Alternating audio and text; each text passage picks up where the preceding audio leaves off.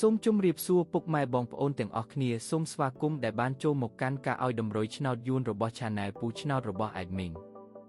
ថ្ងៃនេះ Admin មានលេខល្អៗសម្រាប់ចែកជូនពុកម៉ែបងប្អូនទាំងអស់គ្នាយកទៅផ្សងសំណាងឆ្នោតយួនថ្ងៃទី12ខែ6ឆ្នាំ2026 Admin មានលេខតូចនិងលេខធំសម្រាប់ចែកជូនពុកម៉ែបងប្អូនទាំងអស់គ្នាដោយមិនគិតថ្លៃនោះទេ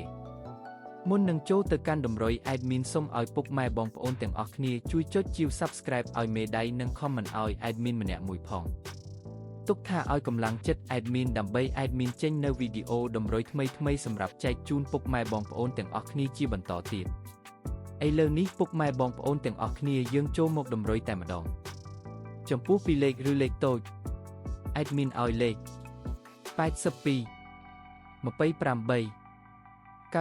28 93 77 ចំពោះ3លេខឬលេខធំប៉ុស្តិ៍ ABCD Admin ឲ្យលេខ228គុណនិង640គុណឬឯលេខអូសខ្ទង់ Admin ក៏ឲ្យដូចគ្នា Admin ឲ្យអូសលេខ20អូសនិង70អូស